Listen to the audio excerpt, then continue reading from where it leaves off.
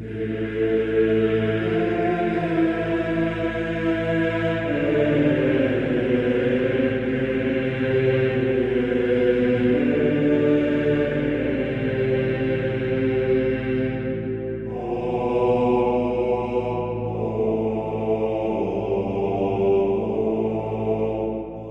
locus interdictus sapientia. From forbidden places comes wisdom. Welcome to the dusty archives of pop culture, the place where strange tapes spin, bootleg copies whisper, and fan dubs echo into the dark corners of the internet. Here, we dig into the hacks, the knockoffs, and the underground creations that the mainstream media doesn't want you to see. This isn't the polished surface of pop culture. It's the glitchy underbelly, the strange remix, the lost files. From the Cryptonomicon we read, the book of dark secrets that teaches in whispers. So grab your headphones, dim the lights, and step into the vault, because you're listening to Nerd Cabal, where the obscure becomes unforgettable.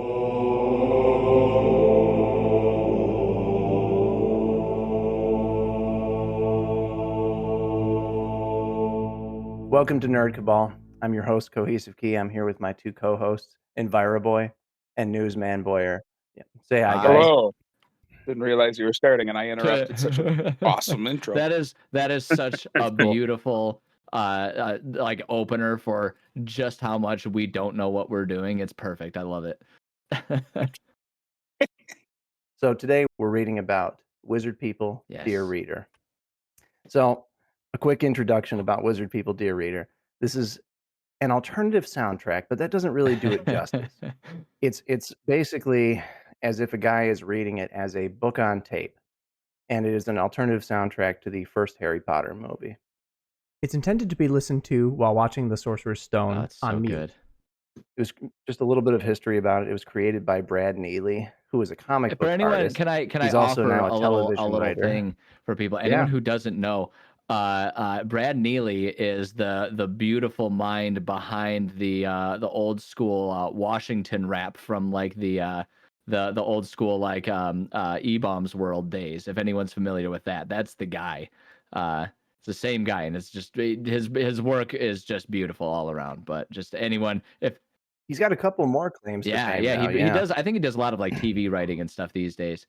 But like that was the first connection that meant something to me when I was looking into Dear Readers years ago, and I was like, that's the same guy, and it made me very happy.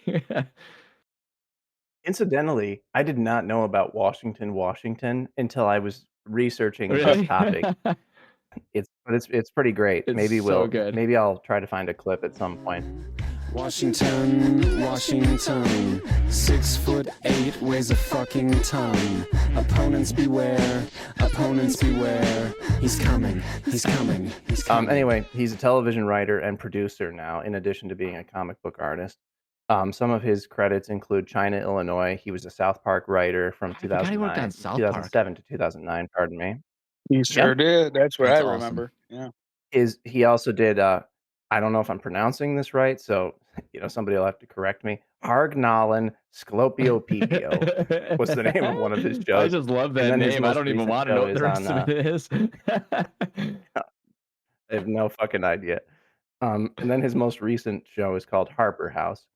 Now, Wizard People, Dear Reader, it was first released in 2004. It came from an idea that Brad had when he was hanging out in a bar with his buddies. He saw a guy listening to something on some headphones, and his friends were like, "What do you think he's listening to?" And then he's like, "Harry Potter, book on tape." And so he reportedly, Brad came up with the script, and he recorded it in like 2 weeks. Oh, see, now that I believe. Just the haphazard nature of how all it is, like that, it has to be 90% ad-libbed. And the fact that he there's several points.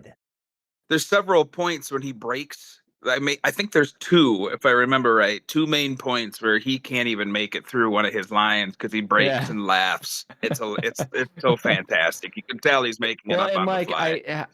I love when people do that. Sorry, I don't want to derail. I was just like, I love when that happens. It adds so much personality to the things if you let the narrator sometimes be human with you. I love that. It depends on which recordings you're listening to, because he has several Oh of them. yeah. He's got, like, his top quality, like, studio quality recordings, and then he has, like, some very low quality recordings, and you can tell they're janky as fuck. I think that you were listening to one, Newsman, not that I long was. ago. I They are was earlier. janky. I replayed a few of them because of the versions. There are, like, if you line up the scripts from the professionally made one, like the one that we are going to be looking at on the side here, to the jankier ones, you can tell there are some spots where he is hesitant to say it the way that he said it Mhm. before. Not we'll get into it when, especially remind me when we get to the Sorting Hat. But that was one of the parts because he Oh, I gets to certainly that. will. He cannot. He knows what he's about to say, and that's in the jankier version. That's when he starts to fall apart because he finds a Yep. way around it. So, I'll That's just tell the good. I'll just go through the rest Yeah, of the yeah, yeah. history. Sorry, we're Brad derailing initially, already. like, My made apologies. copies. That's cool. That's Ah, cool. Brad initially gave copies to his friends that he had just, like, burned onto CDs. He posted it on the internet. It was featured at the 2004 New York Underground Film Festival. And then there was a website and record label called Illegal Art, which offered an audio download, and they also made ready-made CDs and would deliver them to you. Brad also did this thing where he was going on tours, and he was performing it at, like, various theaters, I had around the no idea country, he did like live and performances. That's he would awesome. yeah, he was That doing it is live. that is I that know, is isn't that such a cool? And ballsy this is where move it gets too for really something like interesting. that to do that live. That's hilarious. Oh, this is where it gets interesting. Warner Brothers caught Uh-oh. wind of this, and they were not happy. They did not take, like, the LucasArts approach where it's like, "Hey, if you're coming up with better Star Wars ideas, let's go with it." No, they were like, "Fuck your idea. You're not gonna do this." But they couldn't just shut him down because technically, like, parody Yeah, I was is gonna say fair it use, all right? meets fair use. It's just some dude making a parody. And he well details it at the end Yeah. too. Like in Yeah, his he thanks credits, our he dogs. says all the You can't just they couldn't just shut him down because it's fair use, but they were so fucking underhanded. This is what they did. They couldn't just get him to stop doing it, so they threatened to stop distributing all of their films to any theaters that were doing the screenings, and they said, "If Oh. you keep doing this, we're not gonna let you screen any of our films for, ad infinitum." Yeah, Total I dick was gonna move. say that's clever and very asshole-ish. No, I was astonished. Uh, Crazy. But anyway, audio not like files he are was still making. available. Oh, go ahead, Cody. Well, at least at the time when the Warner Brothers thing happened, it's not like he was making money directly off of this.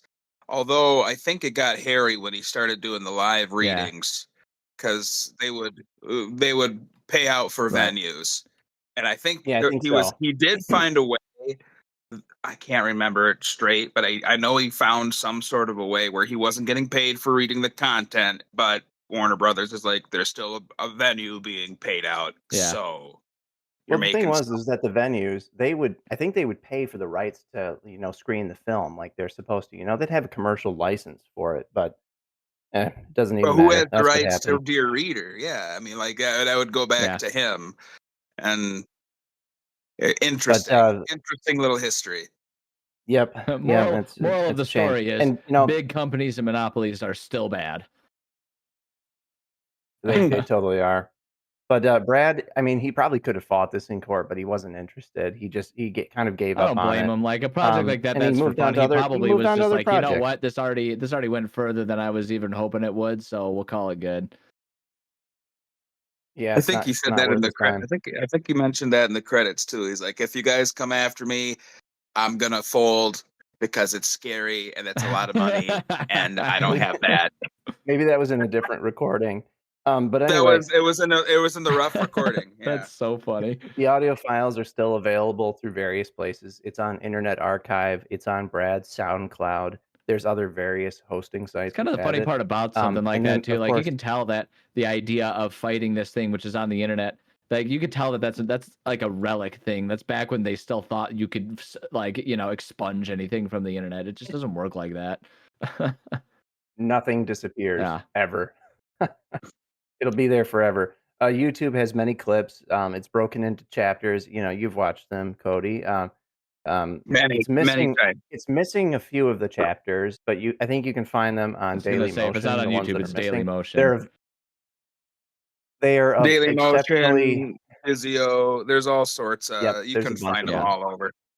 They are of exceptionally poor quality, and the audio is god awful, and the visuals are god awful. So good. Yeah, But that's a rule of you can thumb still for enjoy this, it though. especially as you go from version to version, it bounces even worse. So I think at one point there's even a rough version out there where someone tried to fix it and it just looks like pixels to the point where they even inserted their own dramatizations with actors that are different to try to fix it because I know what they did exactly in what the you're talking original about. cut, it was bad. It was just There's awful. a version of this that is actually just an entire live action shot for shot God. remake of the movie with Brad's commentary in the background. That is It's ridiculous. hilarious. I'll I love post the it to the. concept of someone going through that much effort. Like, talk about reinventing a wheel. It's They pretty wanted this great. to That's live yeah, on. that's fair. That's fair. I will Good on post him. it. Good on him. I'll post it in the Discord. I'll post it in the Discord so you can enjoy it in Heck Viral yeah. Boy. So it lives on. It lives on in underground circles. So let's talk briefly about our history with it. I know where I first saw it. It was at a party Yep. in college. Not a typical Oh, college God, none party. of them were up And I'm pretty there. sure, in Viral Boy, that's where you saw it Yeah. as well. I'm Yeah, pretty probably sure. the same exact one now that I Oh, think about it, gosh. because we were like in the same hall and everything. Where did you first see it, Newsman? I think it was my freshman year of high school. I think 2005 or Wow. 6. Something like that. That was the first time someone sat me down, metaphorically taped my eyelids open and made me watch it from Someone went beginning to Clockwork end. Orange on you and you observed. And it was tough because that individual only had dial-up internet, Ooh. and so there was a lot of struggle to see it. And the way he had to do it was obviously probably one of the intended ways. He put the movie in, muted it, had it time stamped, and then played it from his computer with the speakers volume all the way up so that the speakers on the computer and the television That's how lined we up. always did it when we were in the dorms. Yeah. I mean, By the time we watched it, I think we were playing it on like a CD at least. Yeah, that's true. Like Someone that. had a CD Well, this was recording like of it, and then they played it on they at least had like a boom box to put the audio through or something like that. picture those old Windows, I don't know, 98 little The ones that are supposed to be speakers. gray but are You all had to stained unplug those. and brown now. Oh goodness, like something burned from the inside out and the soul Inexplicably couldn't one of come them out is like of the half device. melted and no one knows how it got that way. Yes. Buttons were missing. The turn knob had been replaced with some sort of a thimble-like button. Man. Yes.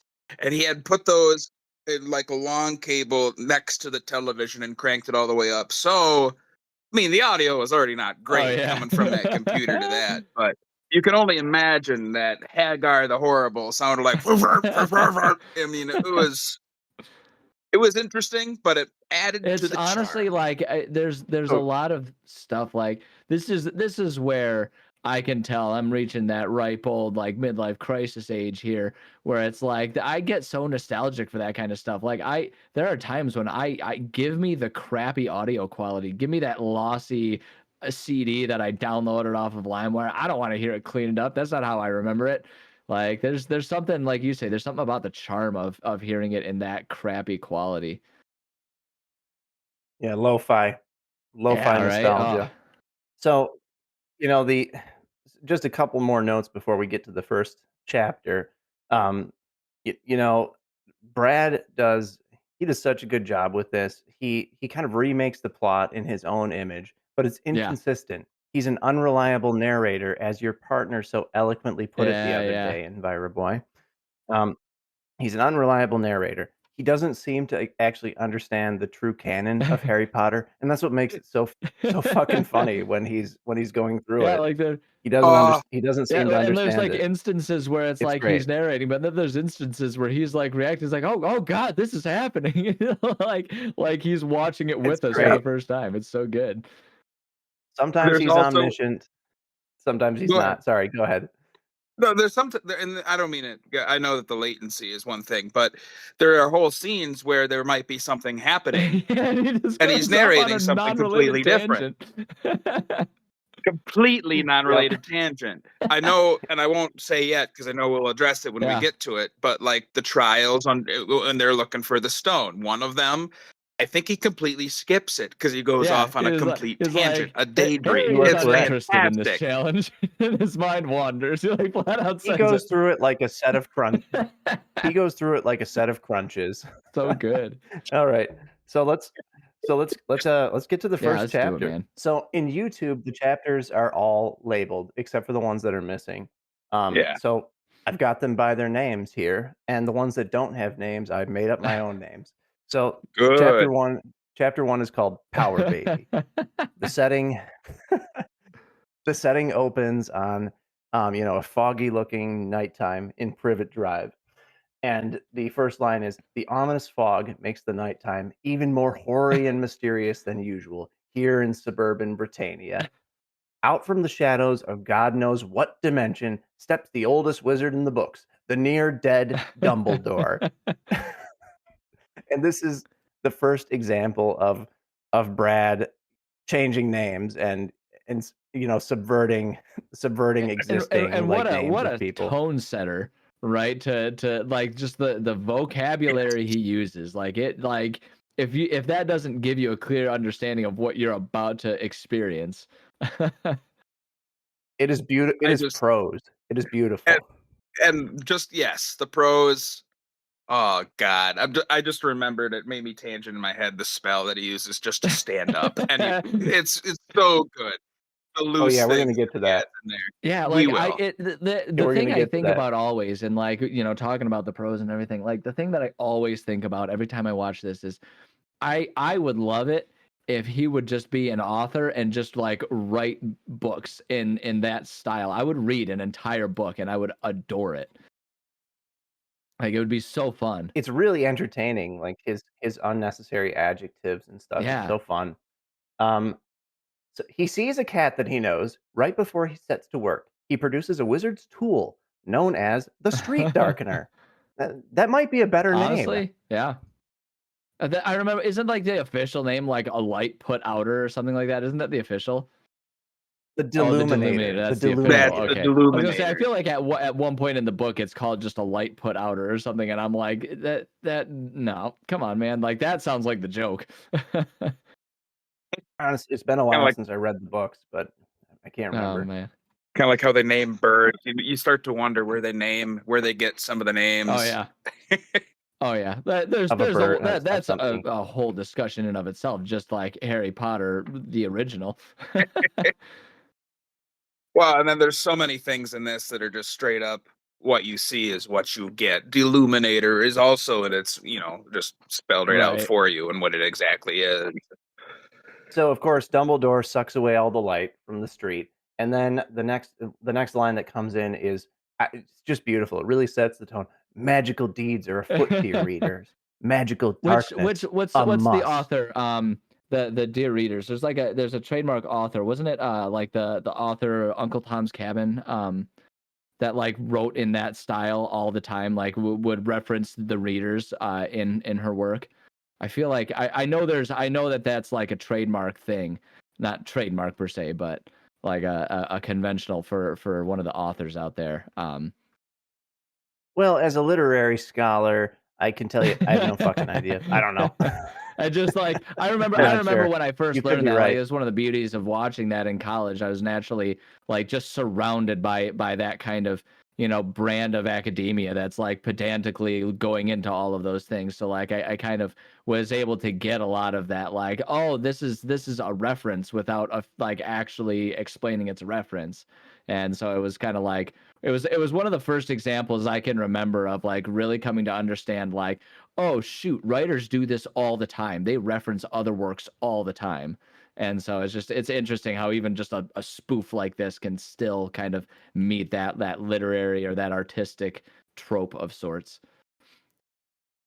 It probably is some reference to something. He makes tons of references throughout the soundtrack. I mean, so the atmosphere complete. The cat, now protected by shadows, transforms into who else but Professor Hardcastle McCormick. The names are so good. An old friend and ally of Dumbledore. Yeah, I know. Do you know what Hardcastle McCormick is a reference to?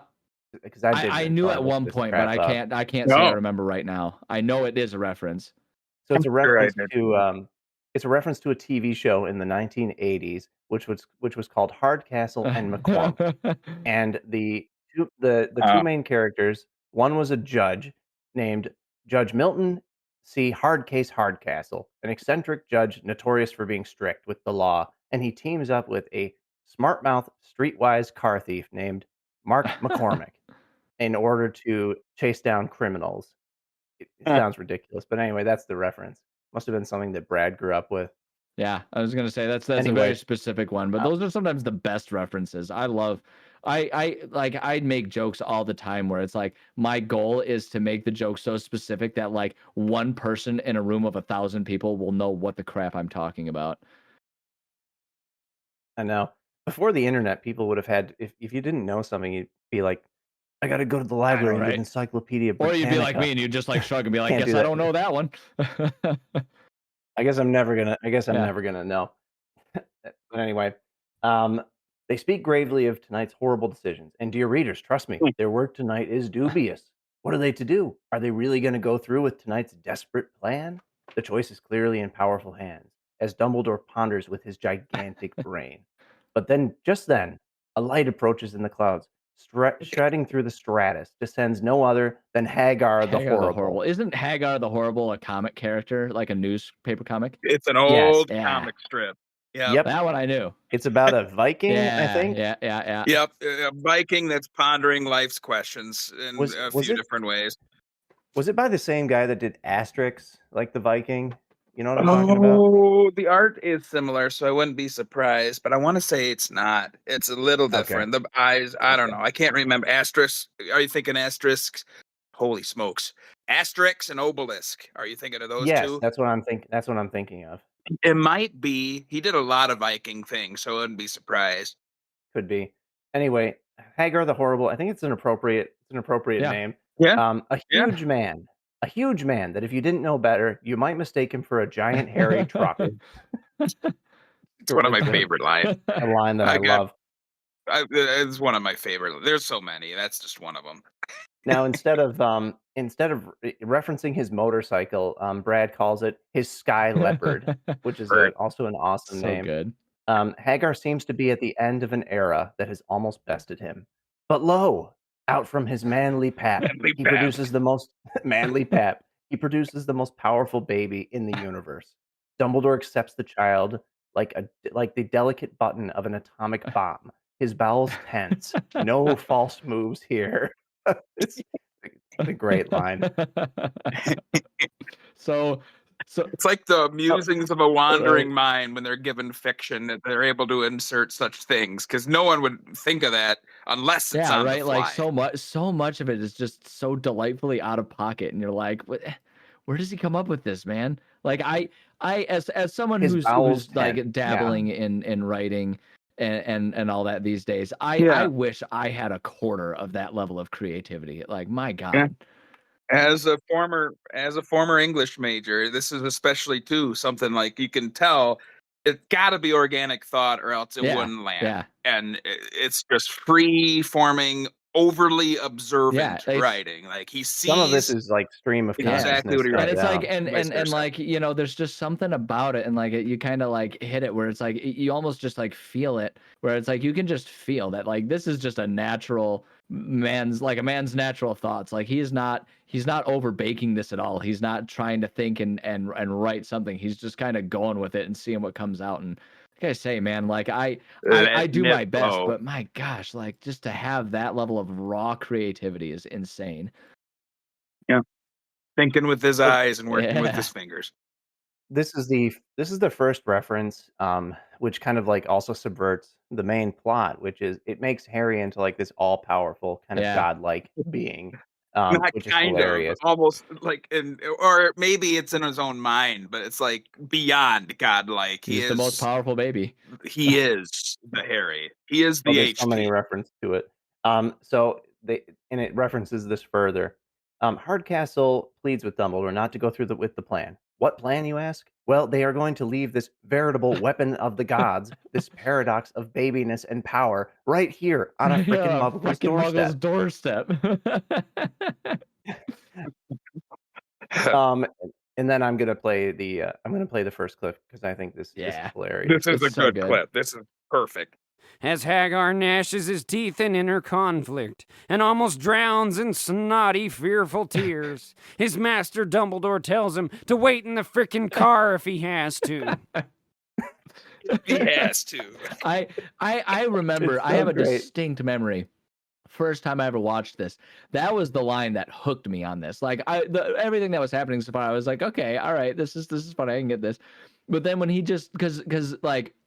Up until then, he's at least using like the narrator voice to a certain degree. But it's the first time when he breaks that tone, he's just like, I'm waiting the freaking car if he has to. Just like the vehemence. I know. He uses like very lofty, like British style English language for a lot of it. And then you're right, you're totally right. He just breaks into like very he's just like all of a sudden out of nowhere, he's just like your uncle who got a little too drunk at Thanksgiving yelling at you. Wait in the freaking car. It's this line and the one when they get to when Hagar meets grown-up Harry for the first time when they drink. We'll get there. Those two are the moments where they break character and that hook me. I agree. So funny. I want to visit that one when no we doubt. get to it big time. Yeah, hopefully we'll get to it in this session. This is going to be like a 7-episode installment the way we go, and I love it. Probably. Like, oh no, I have to talk about this more. The way what that a we're tragedy. going with this. No and us. So the next lines just more describe Harry's power. The baby with the most telling of scars, the baby that is the seed of power, the baby that is the inheritor of the horrible, hoary hammer of the gods, Harry, the wizard who is destined to vanquish all evil, and if he so choose, bring it back again. And then Harry Potter and the Sorcerer's Stone. And you can tell this is a moment when Brad was like, he was trying to get to the title, but he had underestimated like how long the timing is and so off. He was just making up he's shit. like trying to cover up for shit it. on the fly. Until the title, the words show up on the screen. Exactly. So he had to cover. There's a couple of moments like that where this harkens back to the fact that he was just recording this while literally watching. He was just sitting there watching it with I like to imagine like he was just sitting there watching it with like one of them really old school style still uses like a cassette tape recording devices that like they still for some reason for the sake of atmosphere use in like all of the detective shows and stuff when it's like there's no way they don't have digital recorders nowadays. That must have been. Of course, again, a note to the viewer or the listener, like the movie is playing the whole time. So like even though he is going off on the baby, Dumbledore is still putting Harry on the stoop, like it's all still happening. There could be events going on. He's just going. And like so that aspect of it just gets so good as it goes because it ends up with like he's describing conversations that do not match up at all with like who's talking and what's happening. It's so good. It's pretty funny. Yeah. So that brings us to chapter 2, which is called the Porktown Family Project. Yes. Great line. So this introduces the Dursleys, and we get really creative with the names. Really creative. This also has another one of my favorite lines in it with the horses. Oh, we'll get there. And I'm probably going to bring up one of the clips that has one of the better lines. So Harry wakes to the sound of his evil aunt banging on his bedroom's tiny door. His adopted family treats him so poorly, he can barely keep from incinerating them with any number of spells he keeps hidden way up his sleeve. I love the narration, like the narration choice to just make it so that like Harry is already the most powerful wizard, and it's basically just him being courteous that he doesn't do anything more than what you see in the movie. This is what leads. This is like what is leading into Harry's character development. He is like One Punch Man. He is so powerful that it has become mundane and boring, and he's in an existential crisis with himself because he's like, I'm so powerful. Nothing. Like, even why would I even care about exercising? There's no point. It's not fun. There's and Brad puts it a certain way. What is it? The Lawrence of Yeah, Olivier, the oil of Olivier, Yes. Olivier. Yep. the That's coming talent up. of Lawrence. He refers to that so many times as his ability to, like, suck up his pride and just play the part of Lawrence of Right. Olivier. And yeah, it's a nice little It's great. reference, but he's such a godly figure that's just trying to play it cool. So good. Harry's room is cool, though. He's clearly made the most of it. Unlike his cousin Roast Beefy, another name change. There whose are birthday so happens many to be today. when I watch it, it's hilarious. But there's so many jokes that I'm like, no one would write that joke today. Like that, there's in today's culture, no one would write it. And I know that's like one of the favorite things to say. Like you can't get away with this joke these days. I sound like Seinfeld, but like it's true. I don't think anyone would You write can't that be line funny today. anymore. You can't be Yeah, funny right. anymore. Well, I don't know. Funny has always been about, like, subverting popular Yeah, culture and, like, turning the mirror on popular culture. But yeah. moving on. The cousin has no idea of the power he is toying with. He is indeed a mean little puke who is borderline retarded and must shout moistly every stupid sentence he manages to piece together. That's a Yeah, bit of right. a Exactly. yikes That's what I mean. It's like moment. that. Yeah, you But, can't really write that these days. You could you can no, tell this that's a was little bit written of a in yikes I 2004. moment. mean, this is what, like That's what I 25 was years gonna old at say. this point. So like, yeah. Yes. Yeah, it's 21 Okay. years old, but Even so, still. even so. Man, oh This man, is a it's product weird of for its me to this be is a product nostalgic of for its something that's time. like 2 decades old. My God. I know, shit. This is a product of its time. I'm not gonna judge Walt Disney too harshly. I still like to watch the movies, and then there's a lot of questionable Disney Oh yeah. material from, like, Oh goodness. the pastoral scene from Oh yeah. Fantasia, the Oh my pastoral scene goodness. with the Yes. black-faced centaur. It's I bad. always just figure like acknowledge it and like acknowledge it and recognize that we've learned more and then move Exactly. on. Like that's kind of always been my take. You don't got to throw it all out. Just recognize like, okay, yeah, we can do better No. Yeah, nowadays and we do. exactly. Moving on. Yeah, precisely. But anyway, it's still a pretty It's funny so good. line. Shouts moistly every stupid sentence he manages to piece together. That's It a is, and creative it's line. so visceral. Like Um, it creates such a powerful image. He shouts moistly, like you know exactly what is going on when he says that. It is such a descriptive, good line that way. um, Harry's preparing breakfast. His vomit-inducing uncle, Giggle Snort, looks on as the evil mother does the blind man birthday dance with roast beefy. This is the first of many of Uncle Vernon's, made up Oh yeah, made no, up I don't names. think I've any of got them all of have his the same alternative names name listed like here. twice throughout the whole He movie. never does the same name twice. He does a different Yeah. one every time. I've got them all Yeah. Oh my listed here. God. There's Giggle Snort, Uncle Pigfat, Uncle Salt Porker, Uncle Pork Flaps, So it just keeps going. Like I Uncle don't even know how I came up with so many of them. Uncle He Fat kept it on Train. theme. He Yeah, kept it on right. Yeah, point. that's what I mean. He Like kept it I close. would not be able to come up with that many words. Like remember what I was saying about how I wish I was that It's so creative. funny. Yeah, there it is. Uncle Bacon Face, Uncle Pigums, and my personal favorite, Uncle Pork Star. How does he My come up favorite with is one of the that? ones for Just I think we're getting to it and it's either in this chapter or the next one. Is one of my favorite ones is for Dudley. Just with all the roast beef puns. Oh, so good. oh yeah, Yeah. we're getting there. We're getting Yeah, I there. won't spoil it. So they go to the zoo, and Uncle Pigfat sinisterly suggests a beating to Harry if he sees any kind of magic out of him. Ho ho, dear reader! It looks like Uncle Salt Porker has some idea of our hero's magical brain. His face Is is the the worst, worst. and and and they zoom right in on Yeah. Vernon's face That's during the that part. thing It's about great. this too is it's like reading the lines is so good when you've seen it, but it doesn't do it justice in so many of them because so many of them like you gotta watch it because they line up so well with what's happening on screen. It's so good. Hmm. Like when we get to Ron Oh, almost in the anything train, that for happens example. regarding Ron. Because so much of Yeah, Ron's because character like the is all scar like good. is the way presented. they wrote and filmed this character in the movie. So much of him is sort of like the visual gags. Like so much of it is that in the first Yes, place. So then when you get someone who's like playing off of that, oh man, it works so well. the scar is presented and it is wicked. Like that lines up beautifully with the actual video when we get there.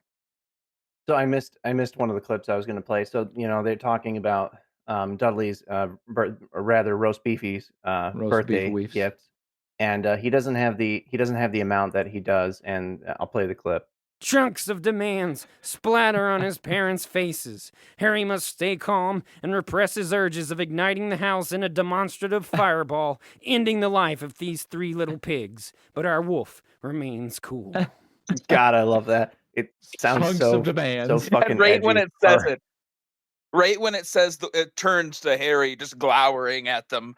But the wolf remains cool. I know, and a lot of this, it's great. It's so edgy, and a lot of this is also Brad kind of dunking on the amateur child actors, amateur childish acting. Yeah. Oh, no doubt.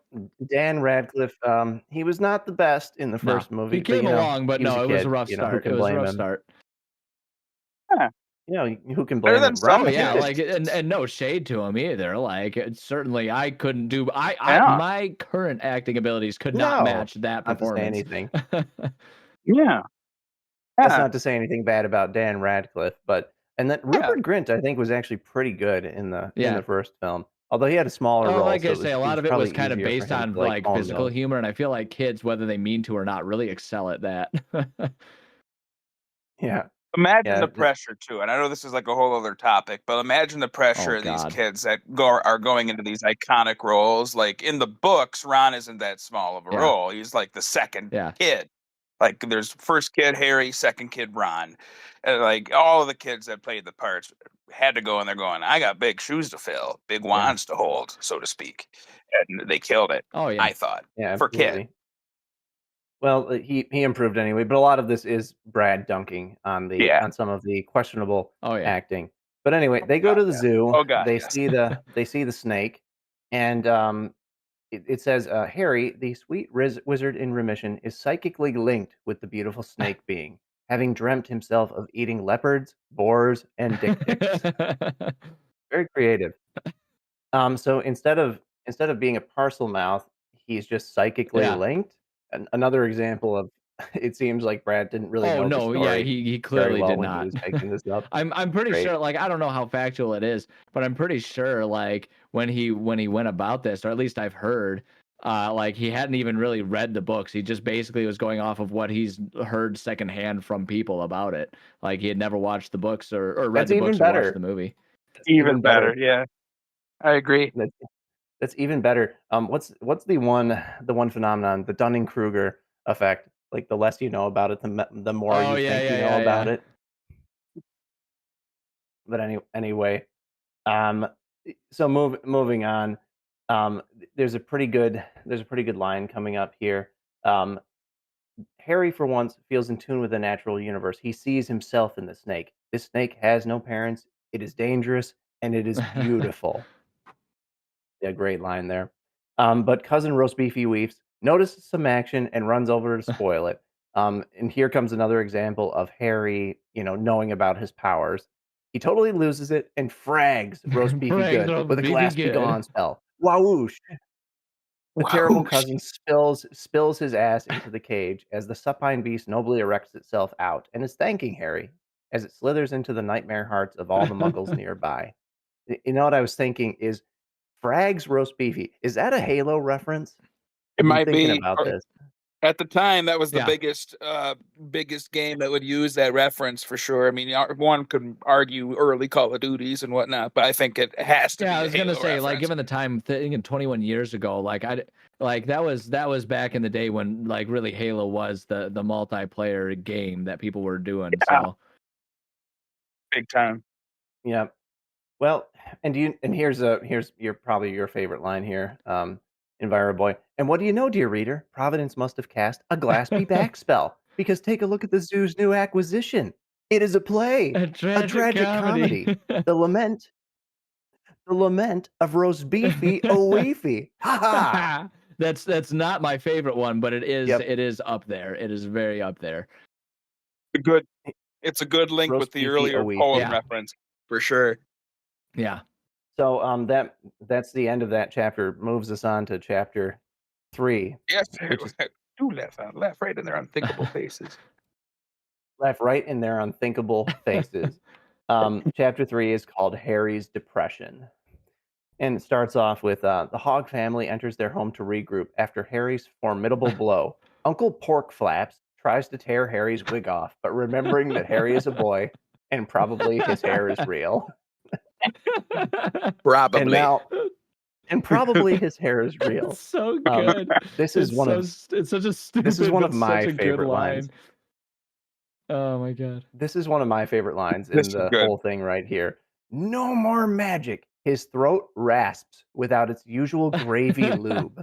Realizing his throat is foodless, Uncle Piggums exits for the kitchen. Now, the first few times I watched this, I didn't catch all those they're great so lines packed in. because it said so Yeah. quickly. They're Yeah. packed in. It's impossible, and that's Like, what there's a makes it lot so to fun to unpack rewatch. here. Though it's like you pick up something a little different every time, and it's so good. His throat rasps without its usual gravy lube. That is fucking hilarious. That is great. So, of course, Harry, he eventually finds the mail, that's addressed to him from Hogwarts. There's some good lines here, though. He feels like an exile here in this world. He feels alone and hated. Once again, like the tragic hero, all-powerful hero stuff coming up here. Harry, going through his innumerable chores, picks up the mail, only to be bowled over at the discovery of a letter addressed to him. A connection is trying to be made, he thinks. Someone needs me. Okay, but someone needs me. Someone needs a hero.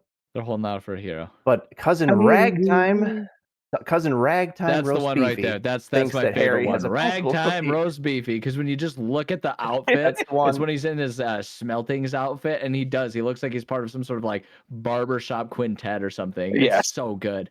Yes, he does. An acapella ragtime band. Ragtime roast beefy. Like it's just, and the way he says it, it's so good. Oh, I love that line.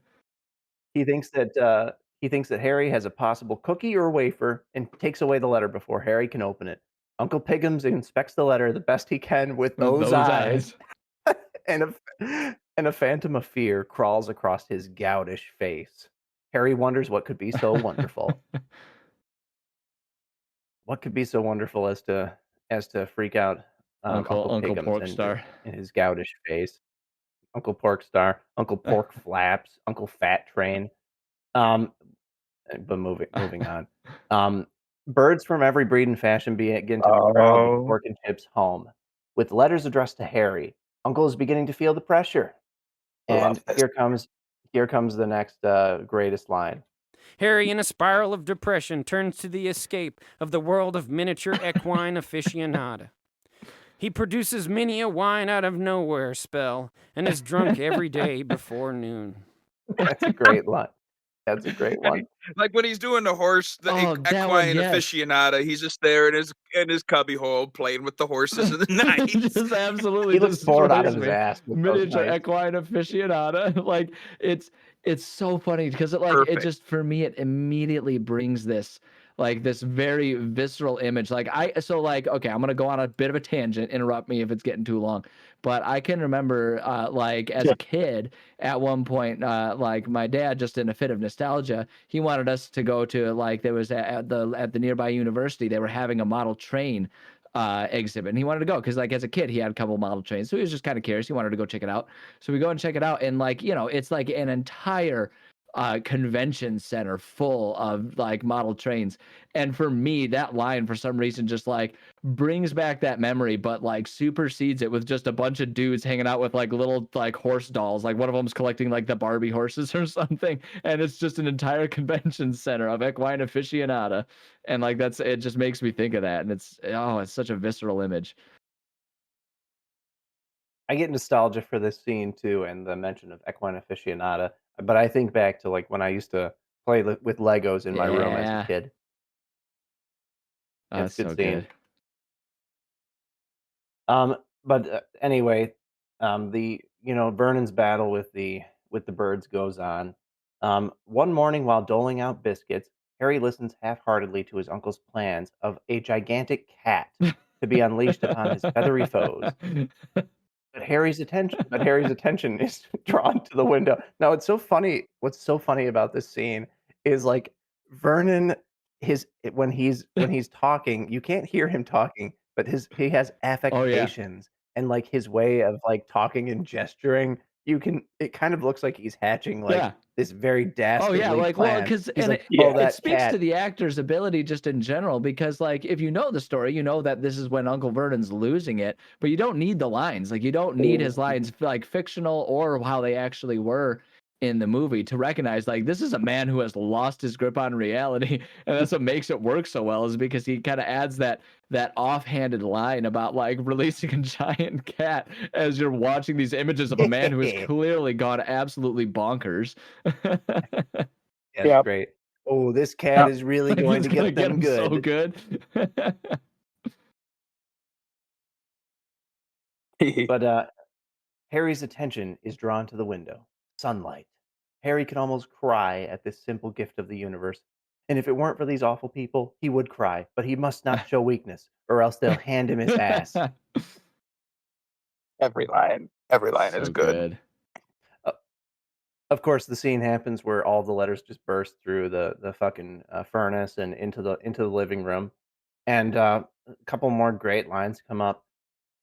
This is the moment. I must make my move in this masking of a snowstorm, and I will take one letter into my room and whisper it to my horses and see what they think. Oh, how the wine talks. It's so good. But Harry cannot make it through his tiny door, even impeded by the onslaught of the letters. The now totally bonkers Uncle Porkstar crashes down upon Harry, and the battle that would have been is now a sad display. Harry at the drunken bottom of a depression well, and his once formidable foe, mindless and flailing. Yeah, great line. It's really It's creative so writing good, there. man. Like I love and hate how good he is at coming up with those lines. Like I say, I'm just so jealous. I want that. I know. I'm envious. I'm envious. So apparently, this kind of writing is called purple prose. I don't know if Oh, I either have of you not have even close to heard enough that proper term before. I education on have. these matters to realize that there was a proper term for that. I thought it was just like dude's creative as hell. There's lots of different That makes proses. sense. This is kind of like Shakespearean style, prose, like deliberately using overly descriptive adjectives and flowery language in order to kind of obscure like the plot a little bit. They use that term quite frequently whenever someone does studies on Stephen King's quotes and how he swears and things, how characters cuss in his stories, because they cuss in such ways that are both believable and not, because you can purple prose your way into expanding on just about anything just because the brain details it. And it's a cool maneuver writers can use, and Stephen King, of course, has found a way to master it in the most kind of demented way, as has our Brad. I think I just compared Brad to Stephen King. Perhaps it's apt. I don't know. Like I'm not a professor, so I don't get paid to make judgments like that. But if I were, I might make one like that. Yeah. Yeah. That brings us to chapter 4, which is called Hagar's Gifts. And this is a great paragraph right here. A crushing blue night lays upon the sleeping Porksters as Harry, awake and active, plays out his happiest of sad moments. His birthday, of course, but who could care? Especially out here, where love is dashed upon the rocks like a rose given as an insincere apology.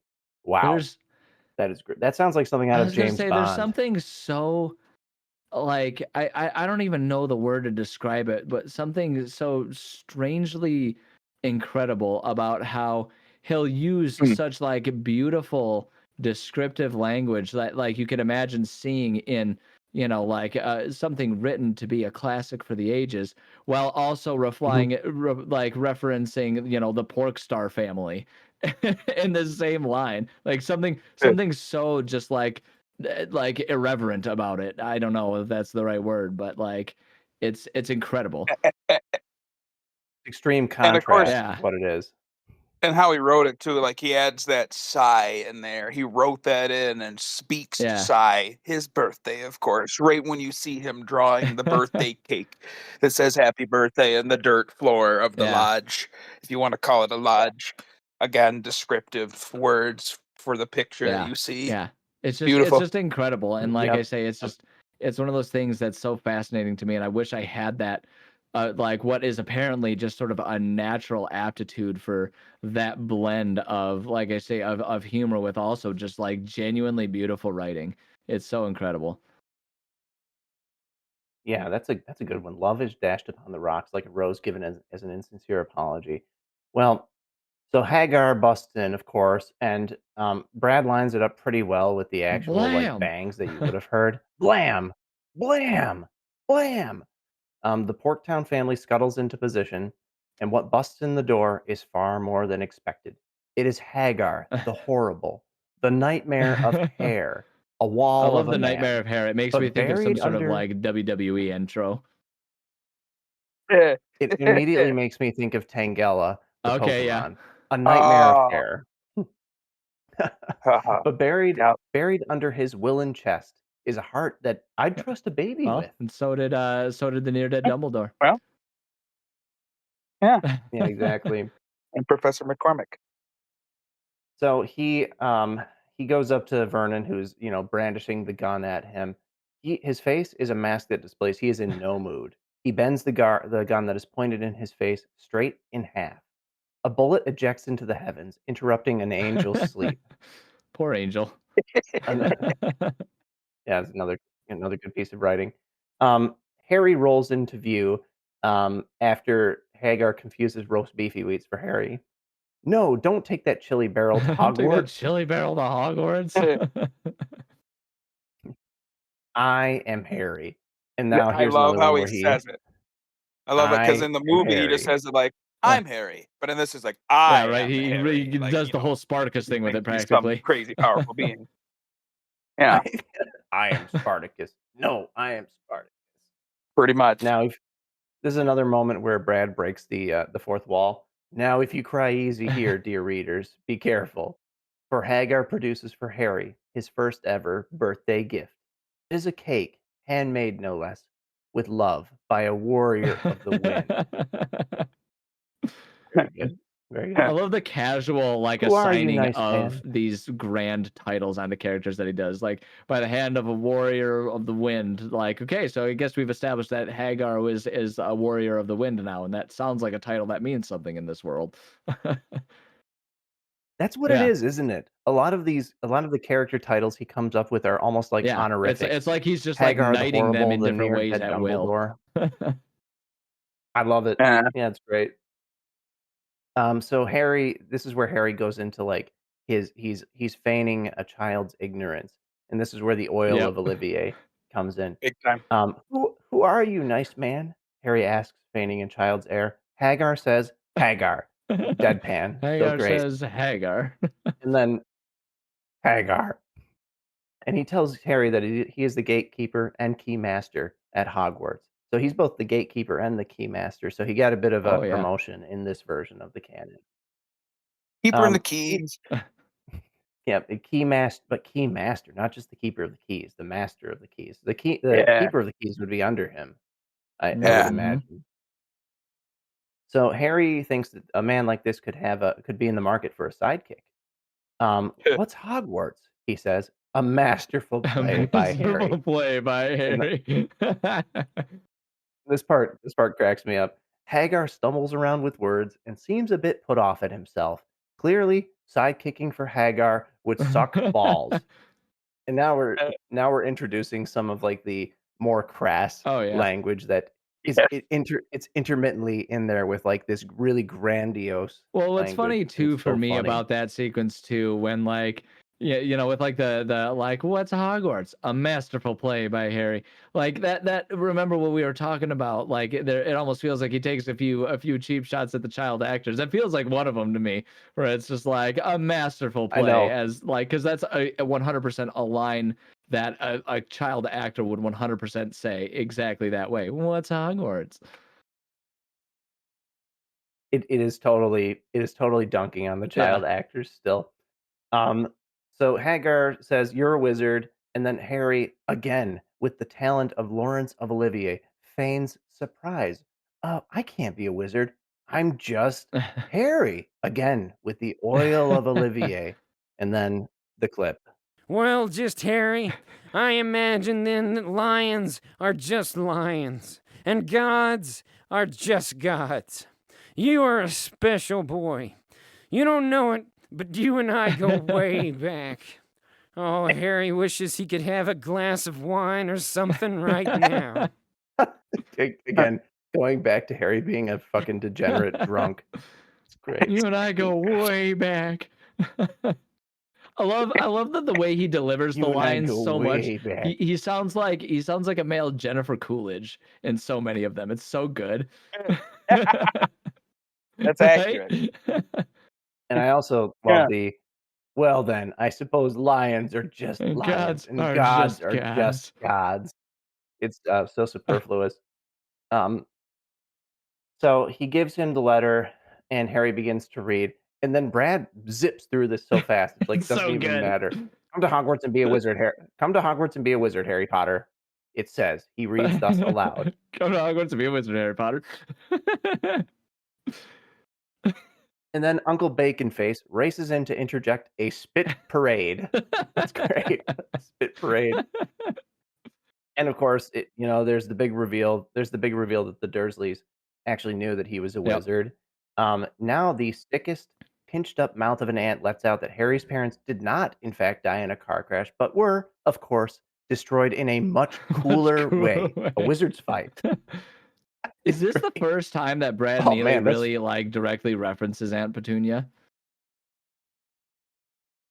He does reference her a few times, but I actually wrote them down. If you go back, it's the evil aunt, the evil mother, sickest pinched up mouth of an ant. He doesn't really give as many. I was gonna say she doesn't get as much airtime in his retelling, which makes sense. I mean, she even compared to like Vernon. Vernon's the move maker of the family, so like it makes a lot of sense that even within the film, like he's the one who gets most of the attention. But it just kind of occurred to me, I was like, he doesn't really do much with Aunt Petunia's character. She's always just kind of hovering around.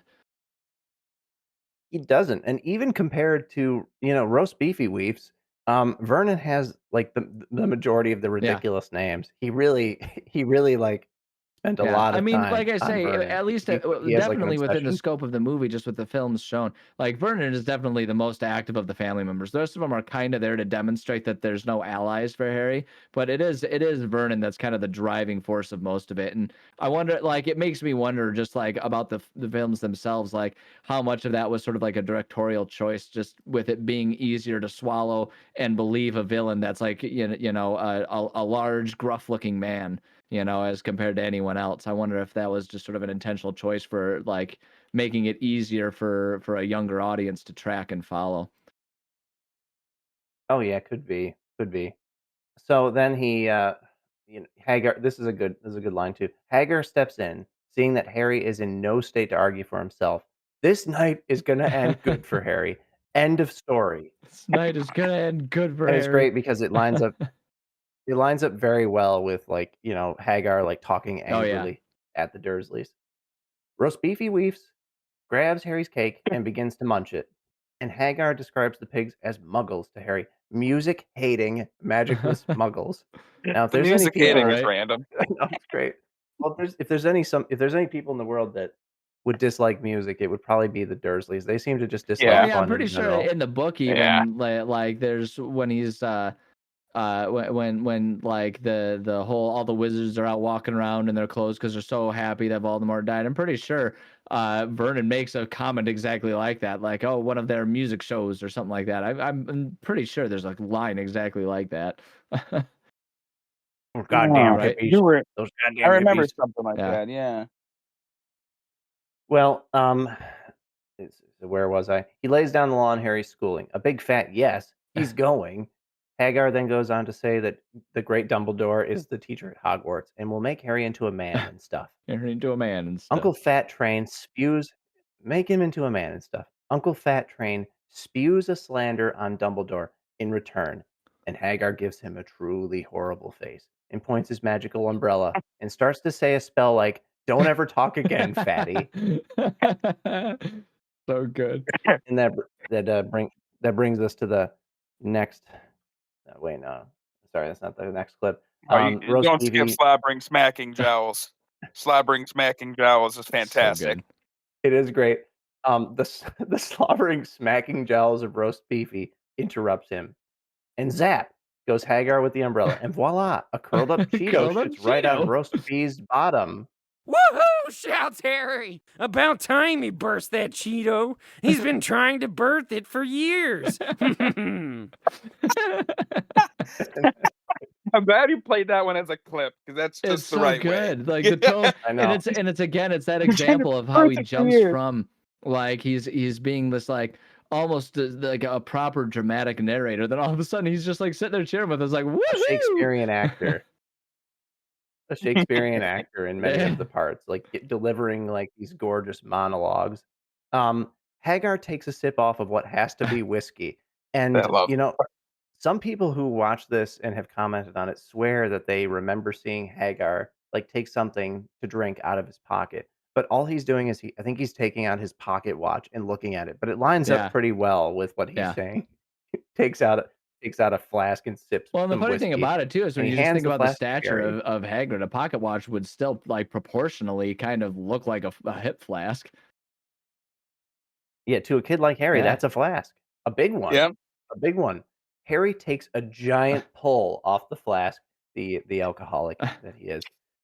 I don't know. Is it fun? Is it funny, like trying to make light of alcoholism? I It's don't know. It's in pretty this funny that it's a scene, kid. in It's this pretty funny scene, that it's a kid especially that how is an we build alcoholic. Harry up to be a big wino. It's just not alcoholism as a whole, but just Harry. Yeah, in this and I think because he's this godlike figure that likes I was gonna wine say, and I think it gets and away with drinking. it because it is so entrenched in the concept, like in absurdist humor with it. Like it's so entrenched in like it's clearly not really glorifying it. It's pointing it out because it's like, wouldn't this be the most absurd thing in the world? It is. Yeah, it is completely absurd. The idea of like a 11-year-old kid. Many a wine out of being an nowhere alcoholic. spell. Many a wine out of nowhere spell. Let's get out of here. You like flying motorcycles? Harry replies, anything's better than crawling. Anything's better than crawling. And this is another one where when he says, let's get out of here, it shows Hagrid's face perfectly where he's like eyeing at the door. Like, yeah, let's go. Let's get out of feels here. This was it hooked me, kind of like the earlier scene with stay the frick in the car if you have to. Car. It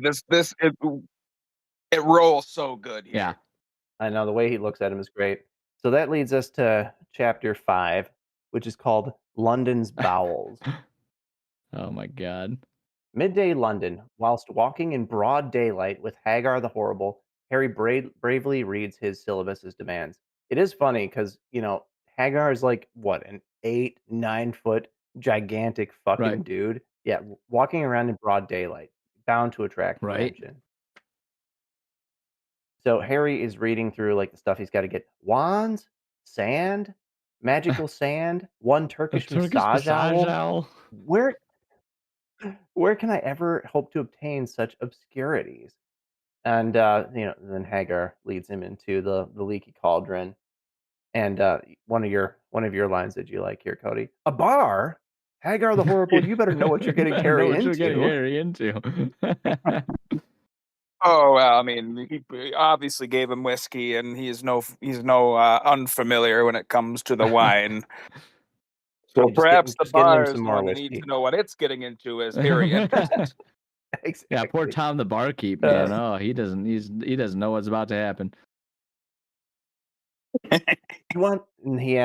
Everyone's talking to Hagar, and he's like, "You want some beer? No, that's okay. I have Harry frickin' Potter with me today, and we're doing some shopping."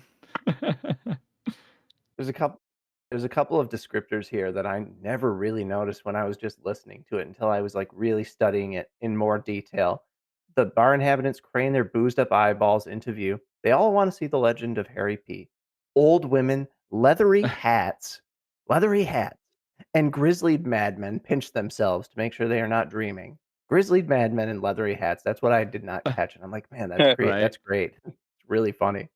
Leathery hats. Where the fuck does that even come from?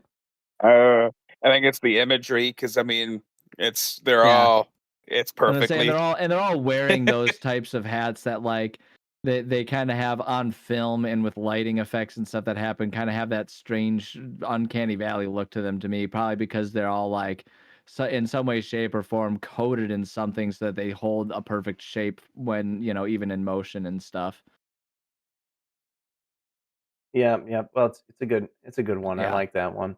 The defender of the dark arts teacher from Hogwarts presents himself. His name is Professor Queerman. Queerman. He stutters. Yep, Queerman. Now here's another controversial take. I mean, obviously, back in 2004, making fun of gay people was just, it was par for the course. Everybody did it. It's a little iffy Yeah. nowadays. But was he saying that Quirrell was a queer man, or is he saying that he's queer, as in like Right. odd? I don't And know. even then, I never really like, and maybe it's just a evidence of my own ignorances and stuff, but I never clocked it as being like intentionally making fun or calling attention to the term at all. It was just a goofy play on Quirrell being his name. And so I always just kind of clocked it as that, but maybe that's my own naivete and innocence shining through on it. Oh, totally. I mean, it Yeah. totally is that. It fits so well with Yeah. that name, Quirrell, queer. It's Yeah. it's funny. It is funny. I mean, I laugh. Just I laugh the at way it. it rolls off the tongue works so well for comedic effect. Yeah. Yep. Yep. Well, he's clearly a fan of Harry, and Harry makes a series of heartwarming gestures to calm the starstruck prof's nerves. Harry is a soothing gentleman, and Queerman seems to feel at home in his presence. But Hagar has to move along the business where they have tons of shopping to do. They go out into the back alley. This is great. Hey, how do all those people know me back there? You want to do some shopping or what? Want to do some shopping or what? Just whatever. Keep moving. He's so fucking dismissive. Yeah. A Masonic pentagram is described by Hagar on the brick wall, and Shazam! The doorway to a magical world is folded back, brick by brick, in an orgy of Transformers for Harry's brain to take in. Golly. Welcome to Calgon Calgon Alley. Alley. Calgon Alley. You guys know what Calgon is? Oh golly, isn't that the my tired brain is going off here. That's cool. I didn't know what it was either. It's like one of those big, like nameless, multinational, gigantic mega corporations like like Unilever and stuff. Calgon. I was gonna say because I remember there was a bunch of soaps and like generic ocean breeze bath stuff. Your brain was exactly on the right track. Your brain was exactly on the right track. That's why my brain went to white and noise. stuff like that. Yep. Yep. So then Brad, he does like a really lovely descriptor. Imagine music, la-di-da-di-da, alive and marketplacey, and violins just taking a break up in the air with non-threatening ambleans and a reef of tambourines just lightly jangled. And enter a scene of what looks like 1800s England. Now he's doing kind of like, theater narration type stuff. Yeah. It's great. It's great. We have witchy moms and wizardly dads, and worried, hurried Harry trying to act excited for Hagar's sake. Look, a Turkish massage owl, and look, it's a bat. Sweet mustache, Willikers. Sweet mustache. The way he says Willikers is something that I these days, very unironically, is just part of my standard daily vernacular. And it is one of my greatest regrets in life that no one knows what the crap I'm talking about when I say that. I know. Yeah. That's why I wanted to do this. Is more people need to know about this piece of dark underground media. It needs to be known. But yeah, I say that all the time. I don't read many people who know about like everyone just thinks I'm being a goofball. And while that's true, I'm actually referencing something. I don't really know anybody who knows about this. Yeah. three of us are the only people I know who really know about this pretty piece much of like the media. three of That's us, why and we're then doing like this. anyone who was, at that watch party that we saw it at in college. Like that's it. So Harry sees the Nimbus 2000 broom, and then he comments, "This is heaven." And Yeah, I that like brings how he us. put that too. Harry watches kids breaking their nose cartilage on the window panes of broom stores. It's really good. Yeah, it's great. This is It doesn't heaven. even really mention that it's a magical broom. It's Yeah. just like a broom store, and this is heaven. Yeah, it might be the Martha I Stewart mean, he does special come for all from a we know. cupboard under the stairs. Martha Yeah. Stewart, yeah. Minus Yeah. the evil. I don't know. There's dark Jeez. wizards, and you never know. That brings us to chapter 6, which is called, in the YouTube anyway, "With Money I Am Safe."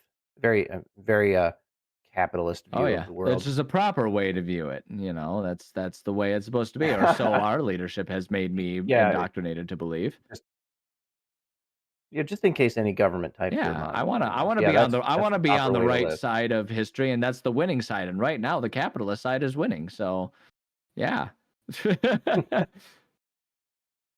So the next line is, "I'm broke, Hagar. What do I do? I want that broom I want back that there." broom And then back there. Hagar, he happily extends a finger at the Goblin Bank of Wobble Wobble Columns. Another good name So change. good.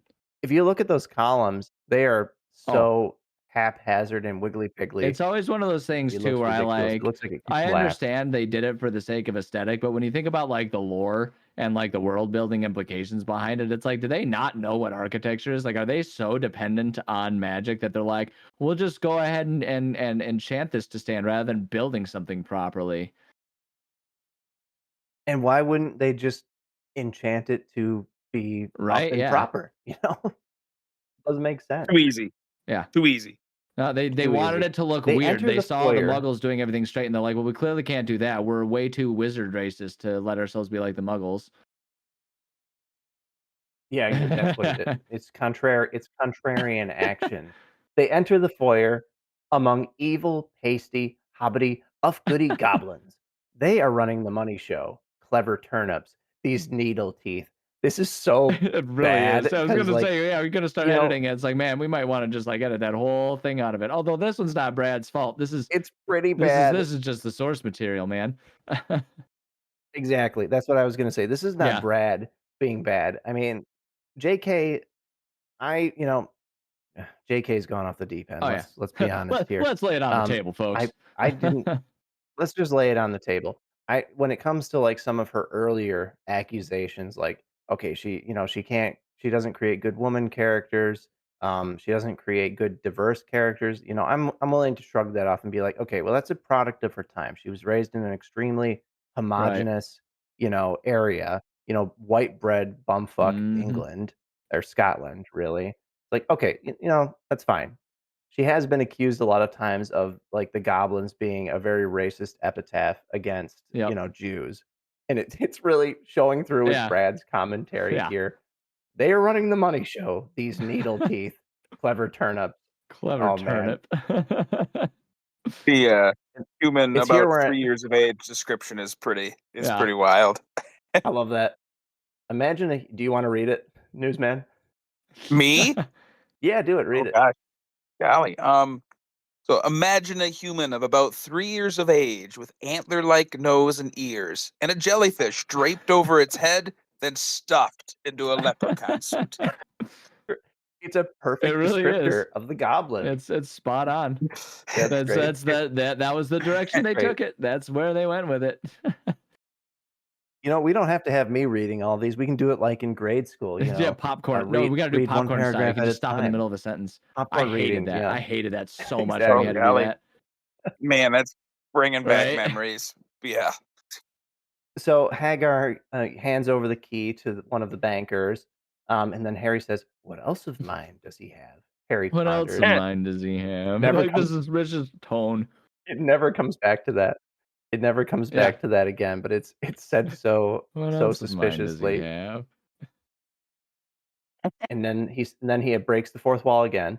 Pay attention now, dear readers. Hagar then very earnestly gives the leprechaun an envelope and says that it is from Dumbledore, and it has to do with that That vault, vault. that special vault.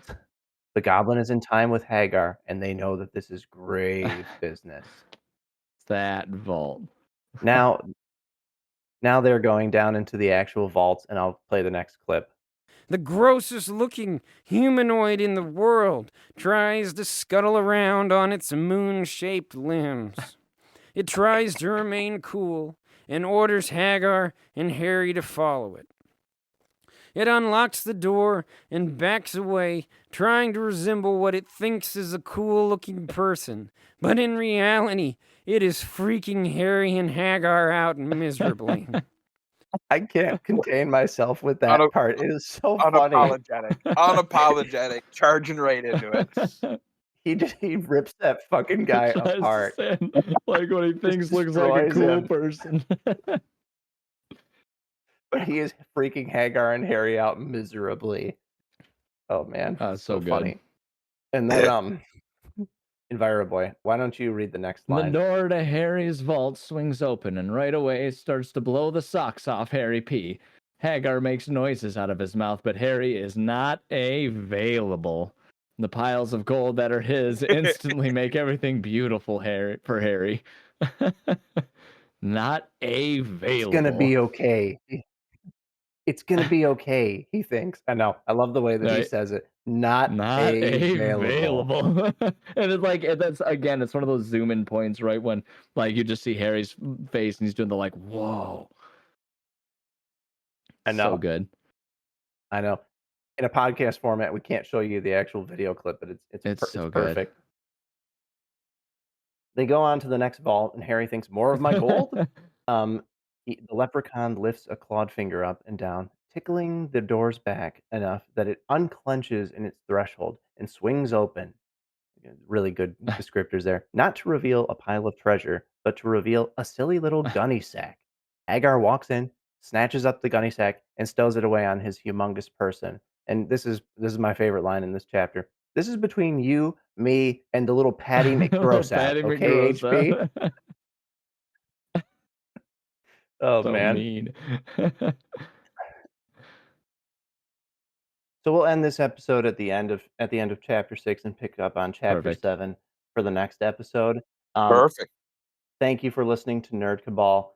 Enviroboy, you want to make any plugs before we end the episode? If you like my brand of humor, you can find a more chill version of it on my YouTube channel, Enviroboy Plays. I play video games and make jokes on my own. And it's a Let's Play channel because I'm a millennial and that's what I like.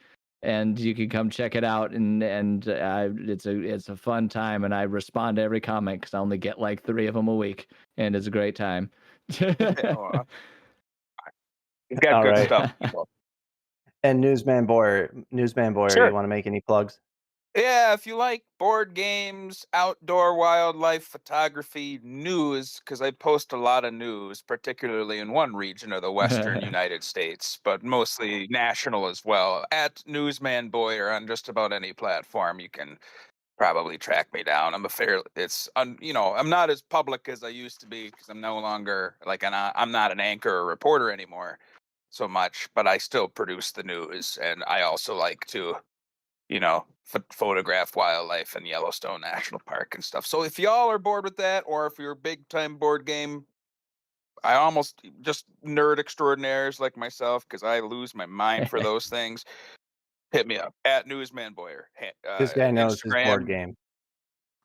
It's an addiction that has taken over my life. And a very expensive and destructive I can guarantee you are in great company in today's day and age.